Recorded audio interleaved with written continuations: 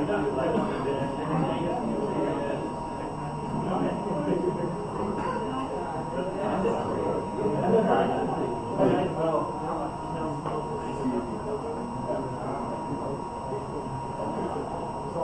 can get the orientation from what's it called?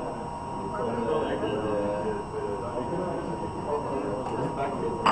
Right? So you take a picture of this part like this, and then it's like control, right? So you can use that as well. But I think it's in the hey, not sure. Yeah? Ah, nice. So you keep my fingernails in the what?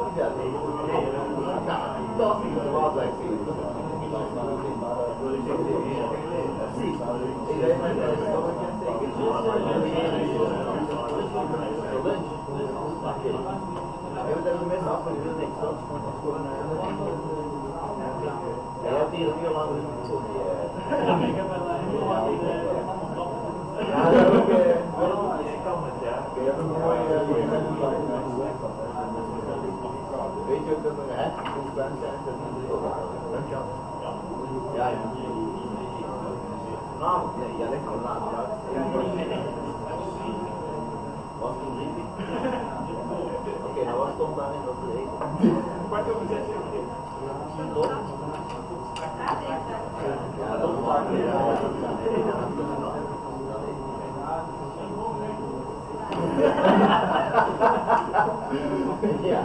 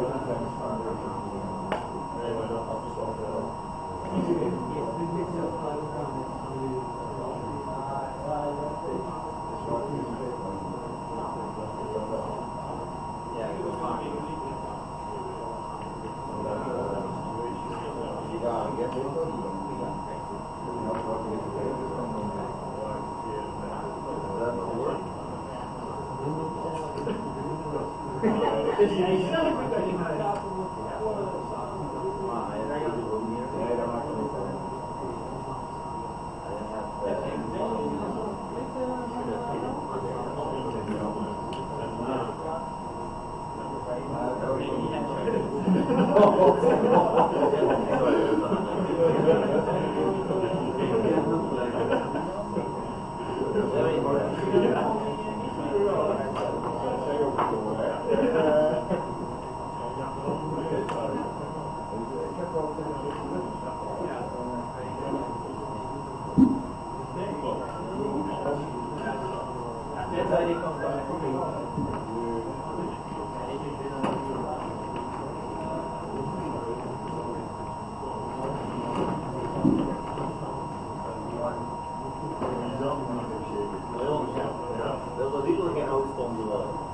dacht hij nou echt, oh, wat ben je aan het doen?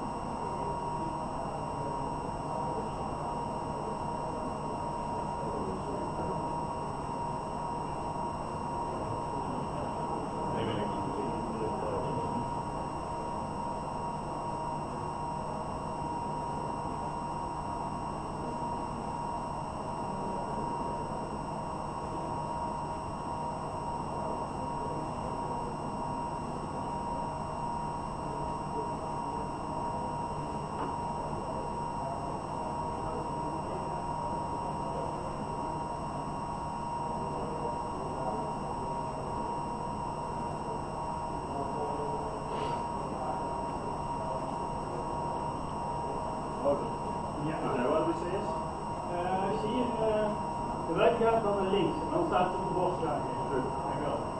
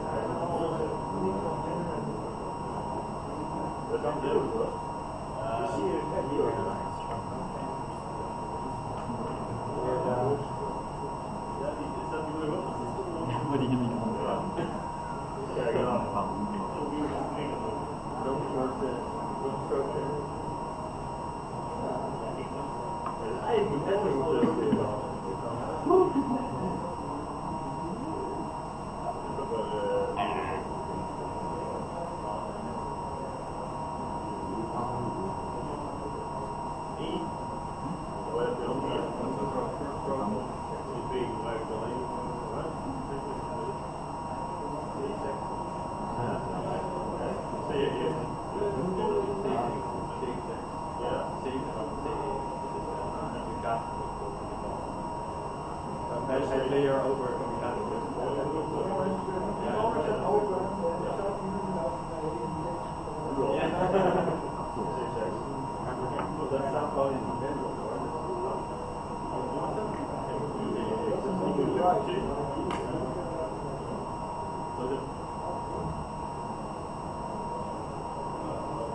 Ja, dat staat gewoon op techniek. Ja.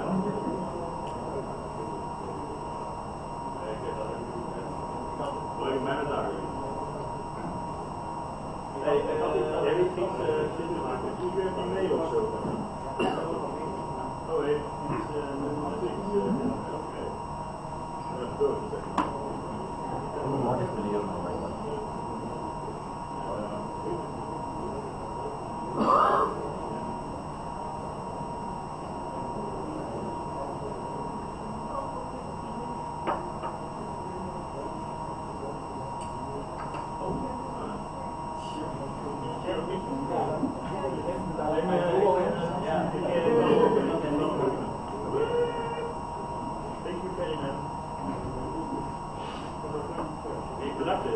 Ja, genau.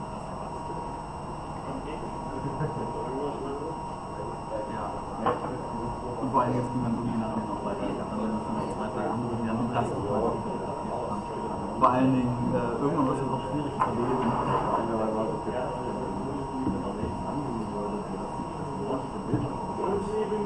Nee, aber dann hast du von dem Effekt ja nichts.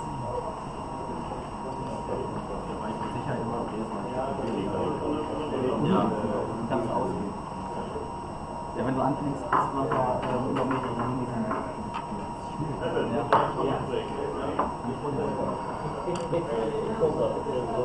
Ja, net de seconde geleden.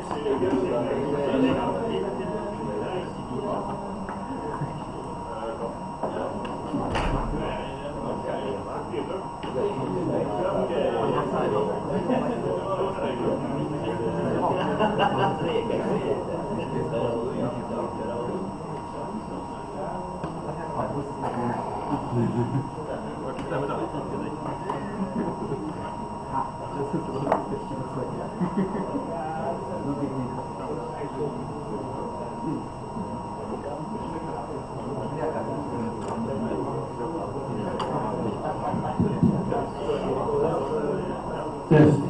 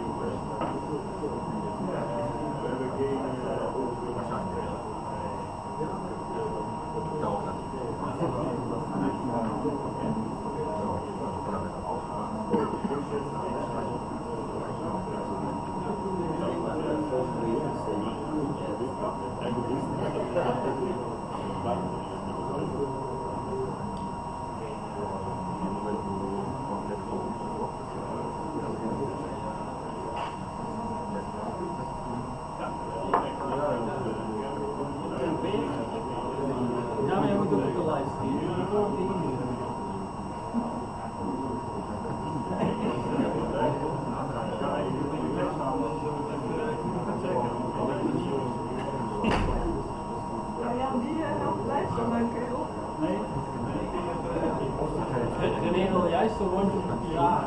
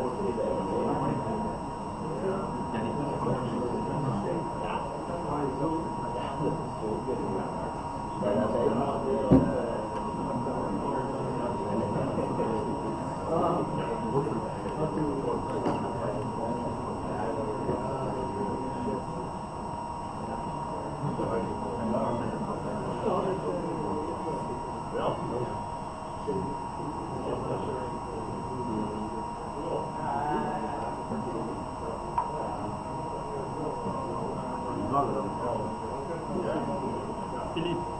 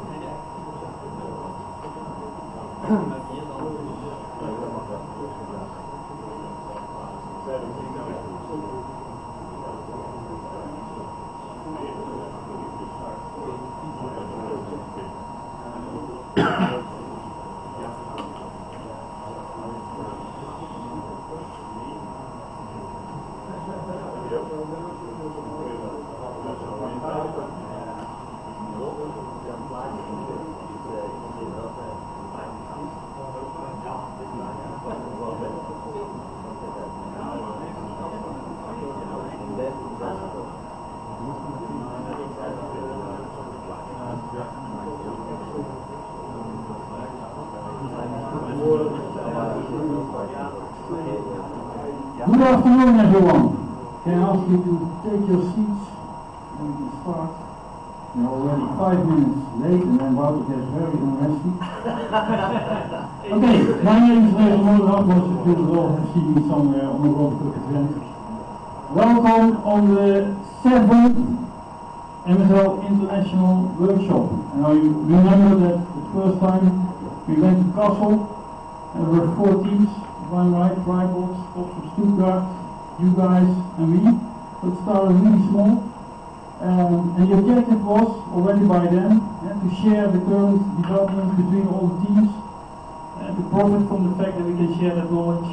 And later on we added the aspect of taking up one joint challenge and work on that.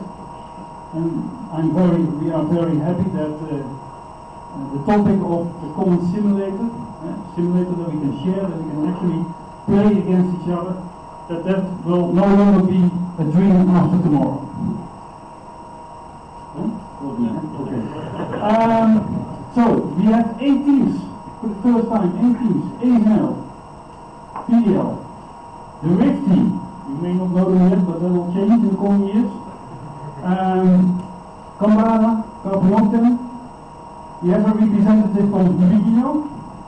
Thanks to Yukiko, who has been working on that for the past month. And we have a representative from the Libel team, and of course Tech United is present. And we are glad actually that we can host this for the second time.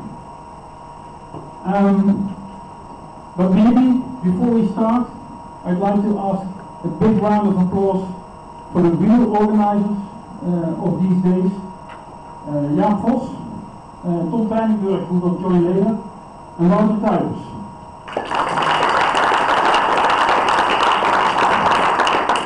So I hope that these days will be very fruitful, very useful for us all, that we can share a lot of new ideas, new challenges. So have fun. And now I want to give the floor to Wouter. So welcome everybody, also on behalf of me.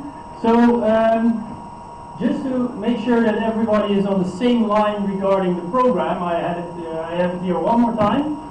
So today, Thursday, we'll be at the TUE campus. So that's this room sponsored by the High Tech Systems Center, which we can use because we're with so many, which is great. Then tomorrow, Saturday and Sunday, we'll be at De Locht in Veldhoven, the training place of VDL and ASML. Friday will be everything, of course, as René mentioned, about the hands-on session. So working on this common simulator. On Saturday, we'll wrap up and start the tournament.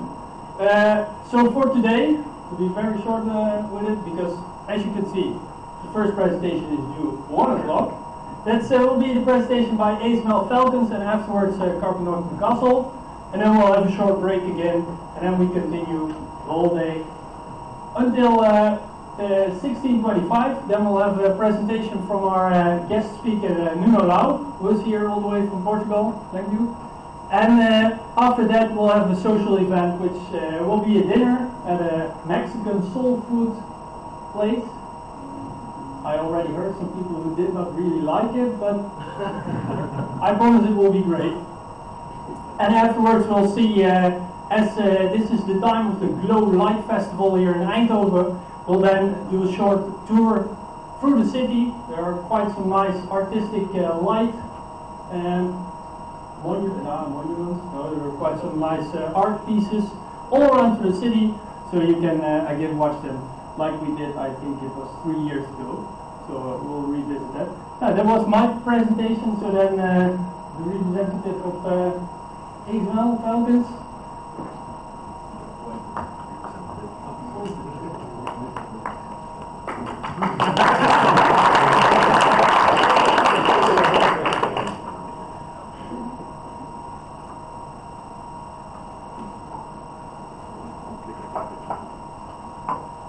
And it works. It's good.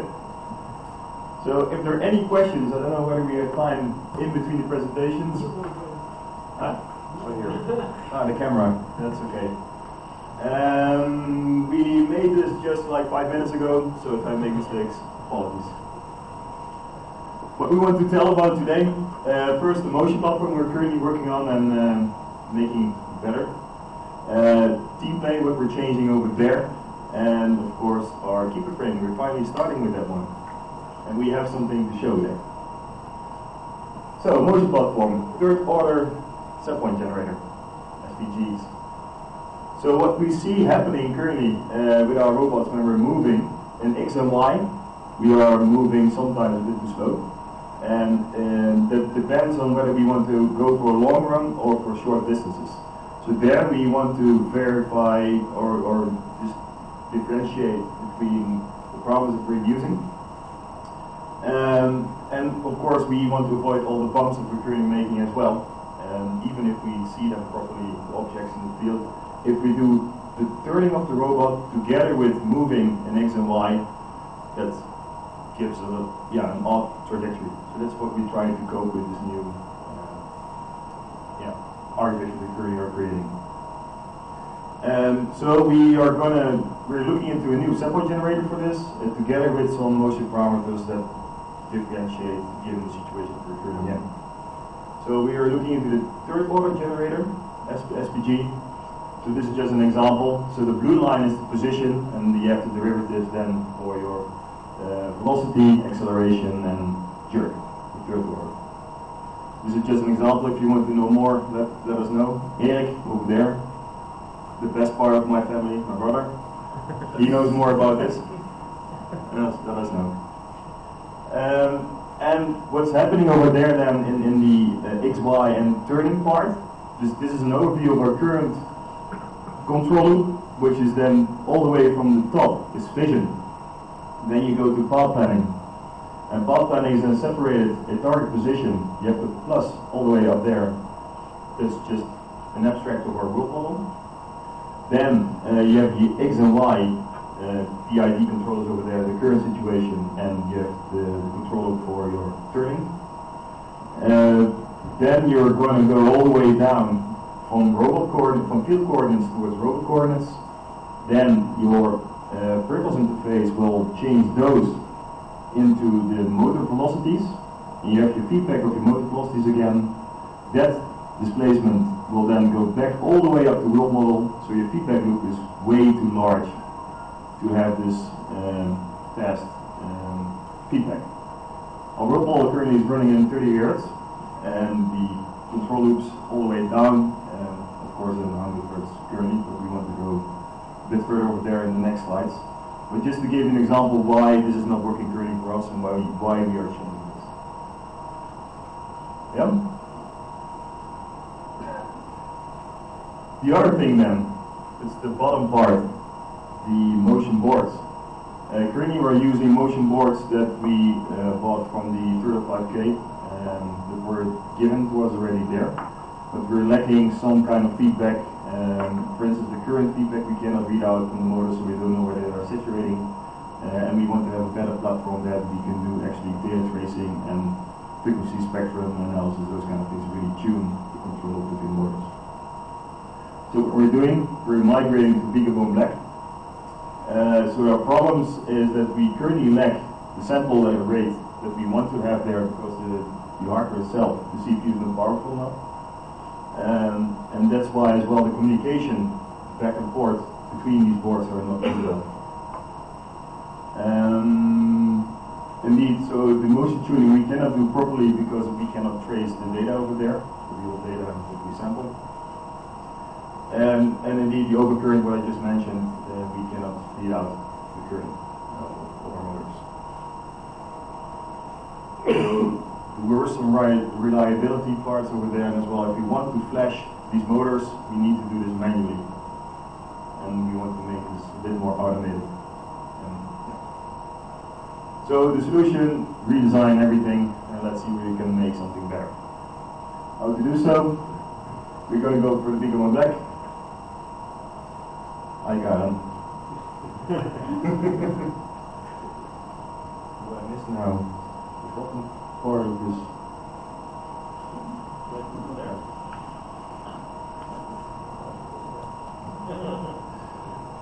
So we're going to go for communication-wise. Currently, it's serial communication. We go for Ethernet. It's more robust. We think it's fast enough. We're going to there is some automated way of flashing your boards when you want to power it up, for instance. So it's more robust. You just need a reset. You don't need to have a real programmer attached and everything. It's going to be easier in use. On this Gigabone Black, the reason we chose this one is it has two real-time CPUs where we can run our control loops in, and then we have the normal CPU there for the data tracing and a low priority task that you want to do. If you want to know more, by the way, on the CPU part, Edwin is your guy. What we're trying to achieve over there. And then, on top of this Gigabone Black, we're designing our own motor cave. So the breakout part to go from the low voltage to the high voltage driving the motors. That one, we are going to add then the current measurements and as well build in a safety that we do not want to have this overcurrent or saturation of the motors, which currently I think we're doing now. This will have three-phase support, so the way you can drive your motors. So initial prototype is ready. This is the one we're trying to prototype with currently, but maybe we need to redesign there if we're not doing it the first time right. Yeah, I'll just maybe do this one. From a software point of view, so indeed we have two things over here. So we have the real-time cores and we have the normal ARM CPU, which we are running non-real-time Linux distribution on.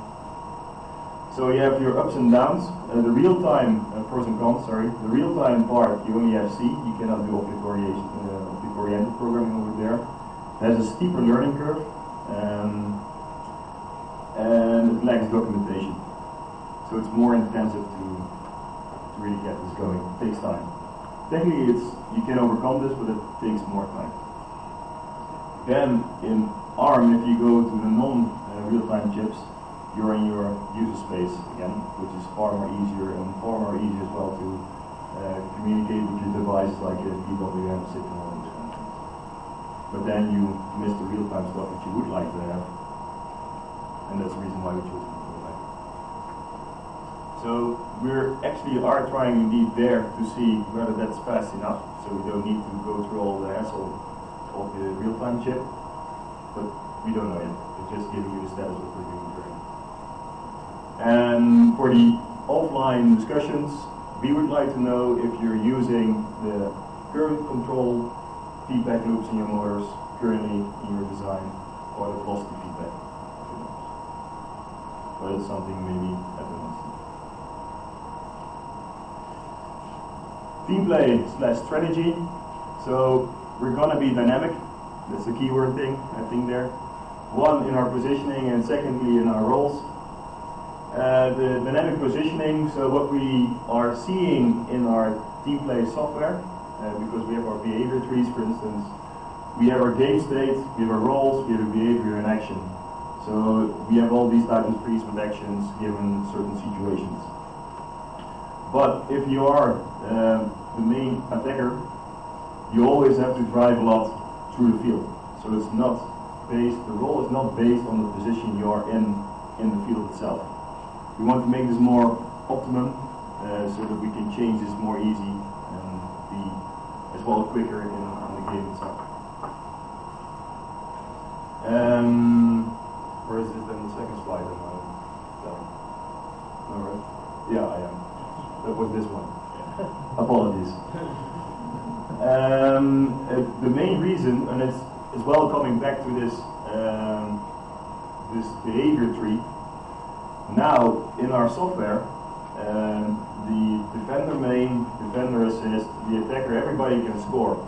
So every time in this tree, for every role, we need to make the same decisions that role can score. So we want to reuse better the roles so that we can minimize or prune the behavior tree so that it gets more logical as well, but to get it more, get a better overview over there. Going back to the dynamic positioning, so apologies. This is really about, currently we have our point of interests, we call it, so it can be a ball, it can be a position in the field, it can be between two point of interests and then having a certain radius in between, so it's quite dynamic already. But we need more dynamics over there, which is that we, for instance, moving to a free spot, you really want to know who's there in the field and where is the most optimum position in the field. I think already many teams are doing this, so this is not new, but we currently don't have it yet, and we see it as a lack of our capabilities currently. And we want to stack current height maps to given situations. And as well, situations as well, the role you're in, and whether you're, for instance, you're receiving a ball, you're the closest one, then that's really a good thing to move towards that position. Keeper frame, lastly, we're busy with this as a, it's an official project, right? Yeah? Official project. It is, yes. It is. It's a key project. It's a key project. And a keeper project? Yeah, we need to keep it. It's fine. So just to give you a demo, this is just fresh from yesterday evening, I think. So this is extending. And I think Lex is really enjoying this. And as well, of course, when to retract it, it's working there. So mechanically, it's there. We need to attach it as well to our I/O board. If you want to know as well how we did this in software, you can talk to Jan, because he is currently, I think you're doing there the detection of whether you need to extend it or not, left or right. So if you want to know what we're doing there, then let us know as well. So apologies about a bit the messy preparation of this presentation, but if you have questions, let me know.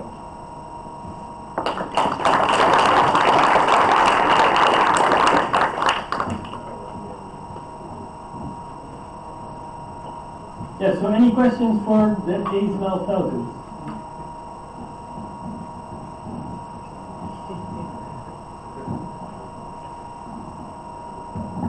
Yeah, I have a question about the signal channel, the set point generator. Do you generate simultaneously set points for X, Y, and Phi?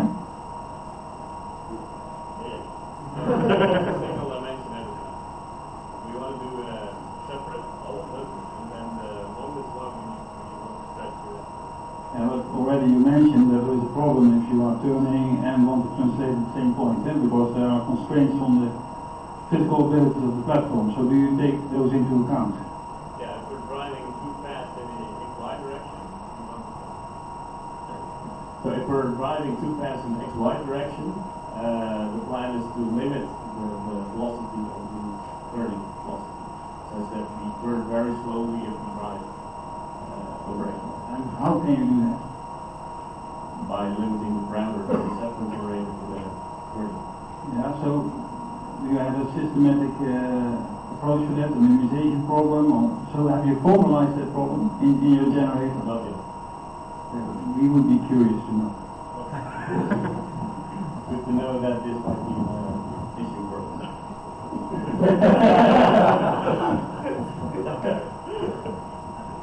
So any teams who want to comment on that? Maybe some other teams have ideas on this? That's a good question. What actuator are you using for the side buttons? Are you using Yeah.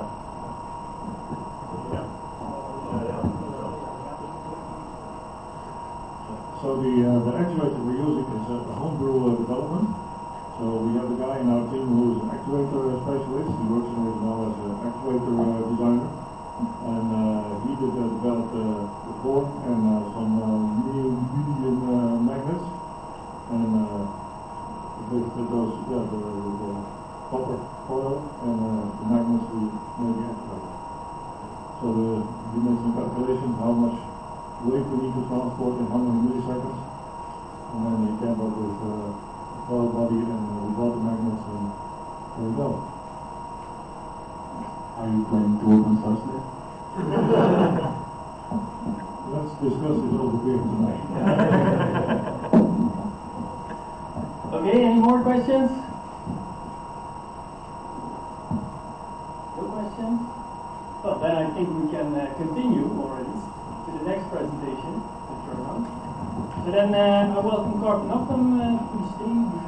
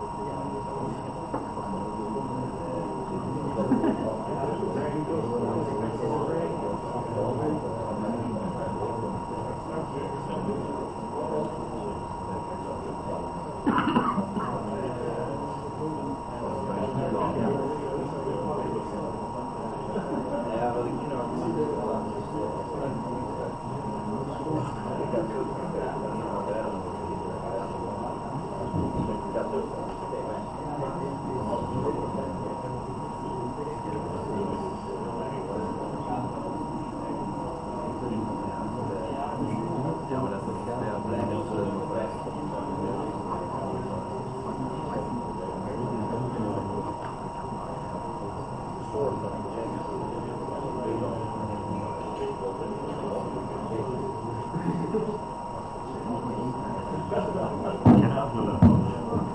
there anybody who accidentally brought a HDMI? Okay, that's no problem. Accidentally brought an HDMI to VGA. Oh, excellent.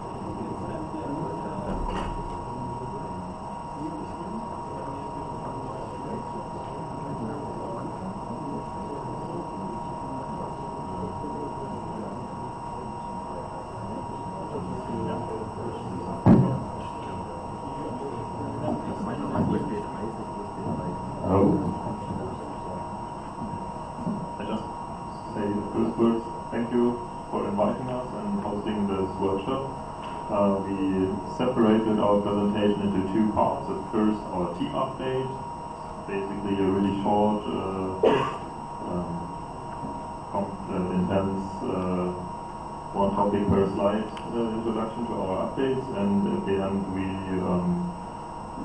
sharing our thoughts on the common simulator topic we had developed in the last few days. So, first part is yours.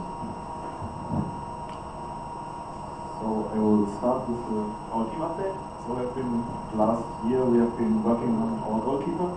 So as you have seen on the left side, it has been only drawings since the last tournament, and we now have been able to almost complete on the goalkeeper, which is here on the right side. So we are just missing a few parts to get it working. And the software. Furthermore, we have been experimenting with 3D laser scanner, which we bought during the last year. So it's a book light 3D laser scanner, 16 scan lines, about 100 meter range, and it can take when it scans with 20 Hertz. So far we have just taken a few example images in our lab, as you can see on the right. So it looks quite okay. So you can even detect some forms. A standing person, a few chairs, some stuff on the wall, so we are quite sure that we can detect a flying ball with our goalkeeper quite well with this laser scanner. But we have still a lot to do on our new goalkeeper. So we have to design boards for the extensions, we have to implement the 2D laser scanner goal detection to place our goalkeeper without feed lines, and still have to do some robustness tests on the frame itself. Furthermore, we have worked on our calibration tools. So we have implemented a 2D laser scanner based calibration for slippage, which is done by two posts with reflecting material around it and a 2D laser scanner on top of our robots. So we can detect slippage by driving a certain distance and comparing the triangulation between the two posts and the odometry values. So which is still under development, but will be finished in a few times. So if you are interested in how this is done, you can ask two of our teammates. So myself and Kai have been working on it and are open for questions. So furthermore, we can use this 3D laser scanner and the posts to perform shows with our robots without any feed lines. So we just can equip our goal wall with these reflectors, and we can just meet this visible ball and the flat surface to perform shows anywhere. We have implemented and designed a new camera system, which you see on the right. So far we have adjustable camera height, we have no blind spots anymore because we had metal pieces in the way in our last vision. But we still have a big problem with reflections inside the plexiglass cube, which could be solved by a needle, but we are currently trying to solve this problem without a needle. The new camera we are using is a gigabit Ethernet camera instead of our old firewire camera, which can, which has a resolution of 1288 times 964 pixels and can provide raw data with at least 30 Hz. So our old vision compared to the new one, you can see some data here. So our old vision was quite a small image with just 400 times 400 pixels, and the new one will be way better. So we will be able to detect everything on a color image. Compared to before, we had mostly we're using black and white images, which caused some trouble in the line detection and the obstacle detection. Furthermore, we implemented the BeagleBone black-based CAN communication. So we had two boards before, Ethernet to CAN and the USB to CAN, which were roughly €150 each, and we can now replace it with a single BeagleBone black. So we're replacing high-cost boards with a very low cost one.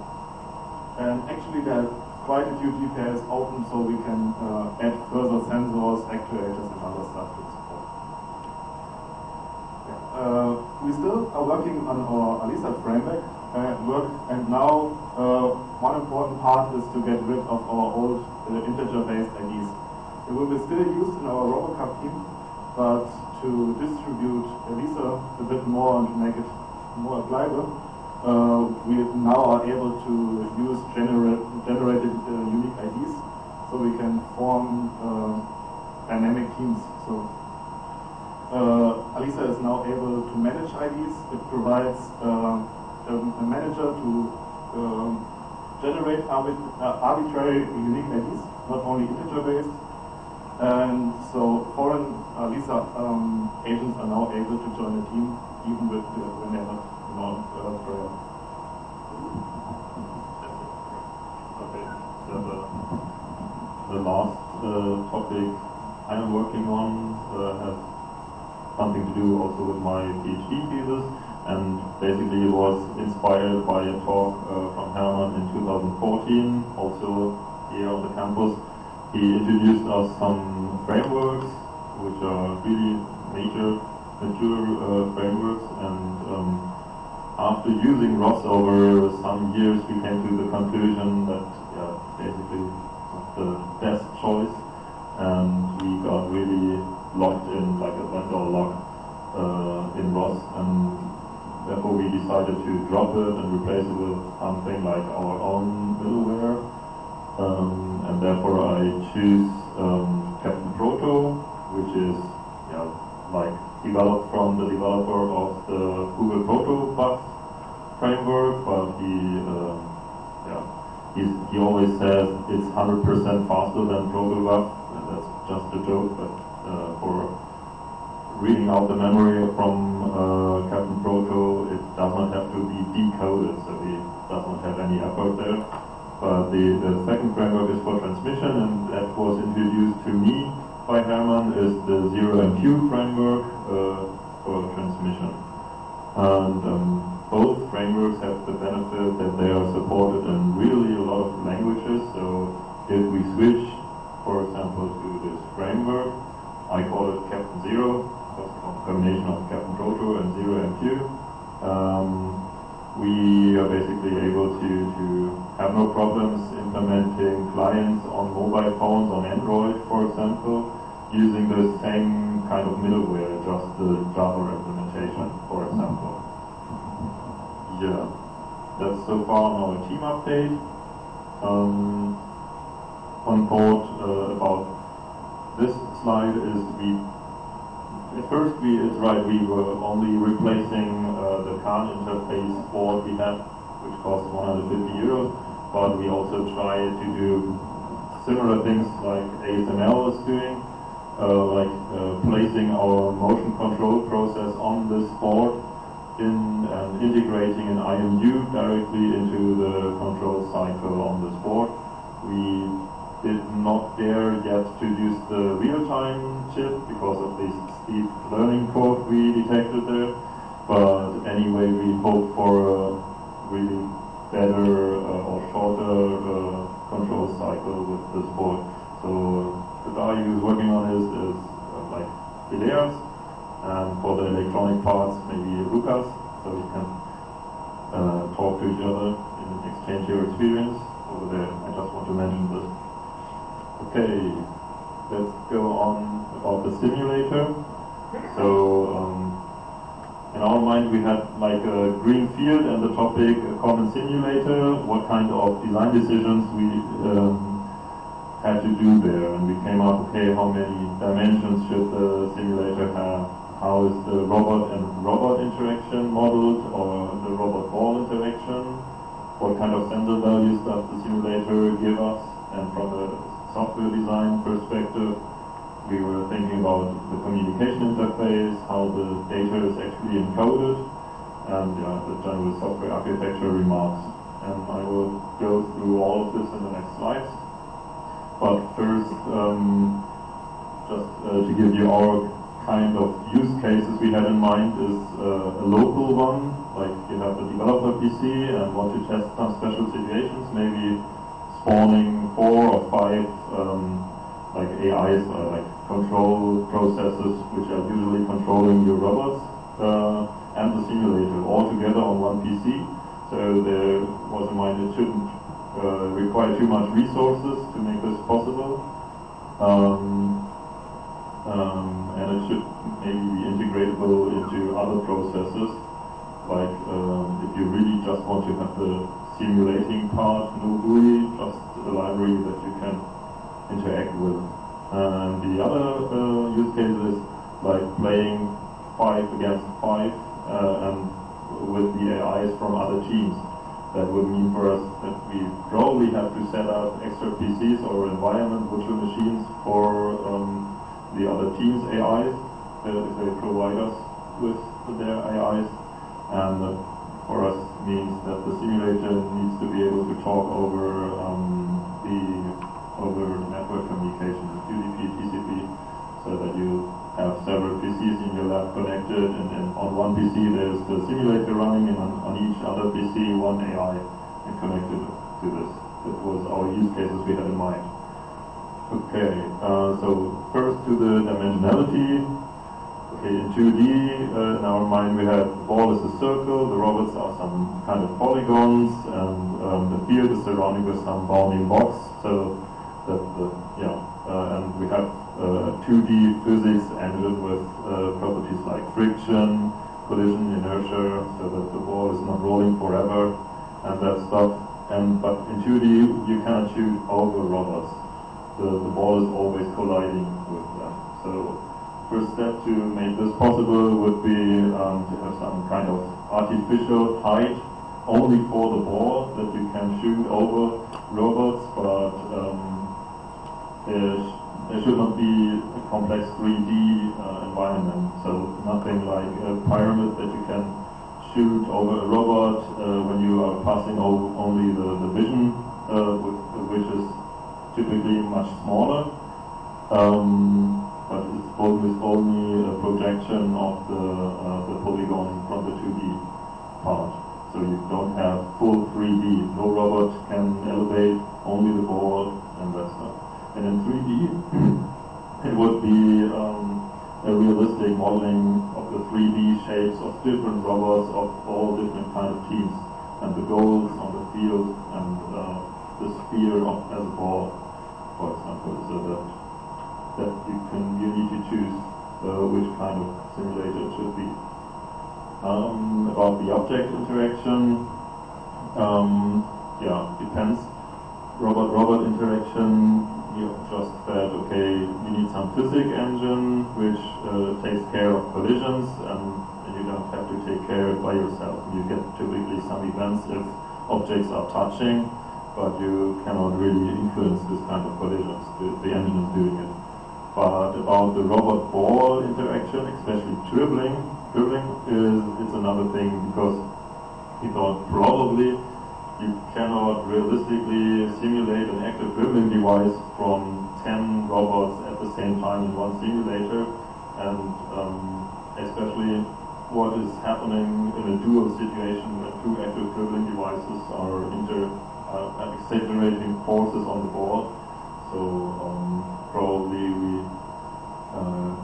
have in mind another kind of artificial simulation, not real physics there. Just placing some velocity on the ball, which is when you dribble, is pushing the ball towards the robot, and if you have a dual situation, you have some kind of configurable probability which of the team is winning the duel, and from that time on, the velocity is again forcing the ball to the robot, which has the control over it. Shooting, in our mind, was just setting the elevation angle and the initial speed of the ball, and then the physics engine takes care how fast it flies through the air, it drops and bounces, and so on. The sensor values are, if you really want to have realistic sensor values, seems to be team specific, because everybody has another kind of sensor. If it's the resolution of the camera image, or the different depth image camera and infrared laser scanners and so on, that would be team specific. So in the end, every team would have to implement their own artificial sensors. So we would prefer always have a simulator that sends out actually object coordinates and velocities of all objects, like robots, own team opponents, and the ball velocity. And obviously, to make it more interesting, the values should be subject to some configurable amount of noise. About the communication, because of our use cases we had in mind, the simulator should be able to communicate over network. And some thoughts I had is TCP. Okay, it has this feature of retransmission packets if you lost some packets, but for high frequent data, it for me does not make much sense, because before you resend some data, the simulator should already have more current data generated, which is transmitted in the next iteration anyway. Depends on how frequent the simulator iterations are running. So for streams or high frequent data, UDP things is okay. Just for some commands like spawning, connecting, or connecting some extra team to the simulator, whatever mechanism for managing the connections there is, maybe that would be TCP, but for streaming data, it's UDP in my mind. And the encoding obviously should rely on the results of former workshops, because a lot of teams already have implemented some source code which is understanding this format. Software architecture was this.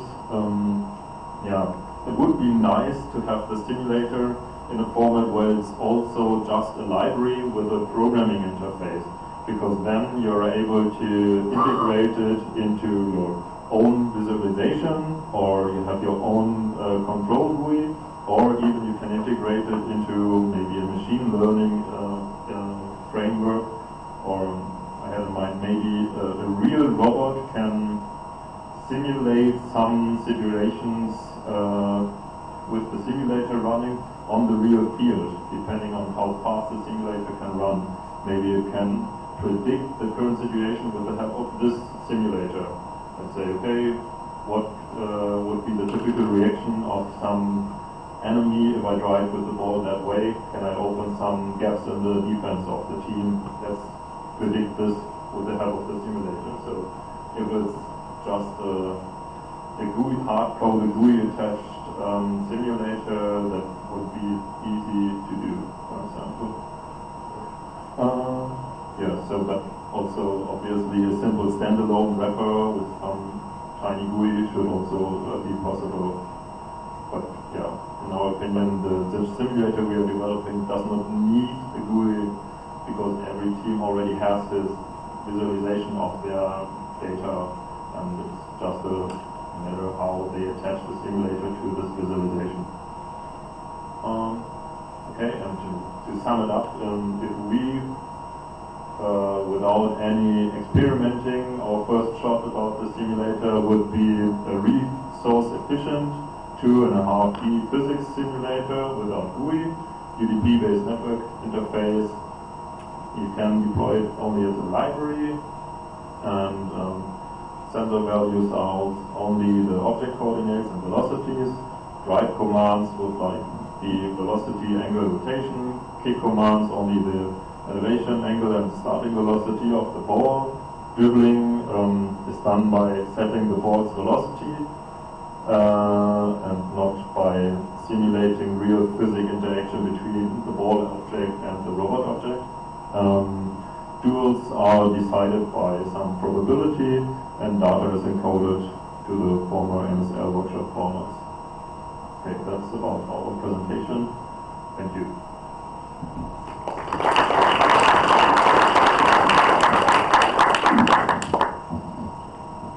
So, any questions for the document? Yeah, I was wondering with respect to the ball recognition on the keeper, you want to use a new LiDAR. I was wondering why that is LiDAR, and how are you going to recognize the ball in that instrument? LiDAR? Okay, the laser scanner. Yeah. Why do you want to use it? Yeah, why specifically that type of sensor? Well, specifically because it's a little bit cheaper than the ones of the company which are on the market so far, but still has a 360-degree point of view, and yeah, it was more combination because during the between the tournaments we also plan to use the simulator, the LiDAR, the laser scanner on other applications. So there were requirements not only coming from the robotic soccer domain. But yeah, why this one? It scans far enough by far and has high frequencies, and yeah, somehow fits our requirements. Question is, do you have something in mind why we shouldn't use it, or do you have something better, or why are you asking? Yeah, so I'm wondering, I mean, 100 meters is pretty large, and we're basically throwing away all the color information. So, yeah, the ball has a specific color, the range is quite large, and you're mentioning about 360 degrees field of view, which in this case is not relevant. Yeah, the 360 degrees came from another application we have now left, so we're detaching the laser scanner between the tournaments and sometimes use it for something else. But before we were trying to use something like a Kinect camera, and there the range in my experience is only 6-7 meters in bad lighting conditions when you're looking directly into the sun, even less, and that seems to last for us. And I didn't find when I was researching about a better sensor or something that is in between like 20 meters. So yeah, you do take something like this. There are also things like 30 meters, but I didn't see it in 3D, only for 2D. This one has a viewing angle of 30 degrees. 30 degrees. 30 degrees, and on the 30 degrees you have 16 lines which are scanning 360. Okay, so at that limit of the Kinect, so let's say 6 meters, what's the distance between those scan lines? Is that enough to detect the ball there? I don't know. Okay, and are you going to connect it rigidly to the goalkeeper, or is it going to be rotating? No, so far rigidly to the goalkeeper with a special orientation for what's the name? Lob shots from coming down over there. So the 30 degrees are oriented to the balls which are coming from the bus. Okay, but then most balls only reach that height within the 6 meters distance, right? Good. And what's the added advantage of the other 94 meters? We will see. I don't know how high the ball is actually flying when it still can hit the ball. Maybe you're right. I don't know. But we really have the experience with our former Kinects that in some areas we will only see 3 meters far. Did you use the 1 or the 2? It's the 1. The 1. Yeah, Okay. because for the 2 there's no open source driver for Linux, and then you need, like you did, an extra NVIDIA developer board and so on. Thanks. Any other questions? There's one over there.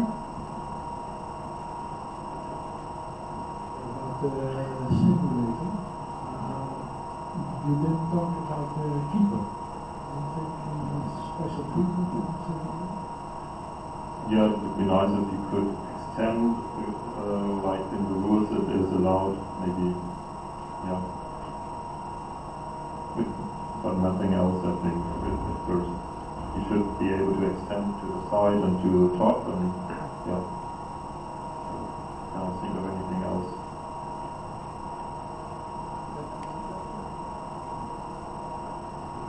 Any other questions? No more questions? Yeah, we got it.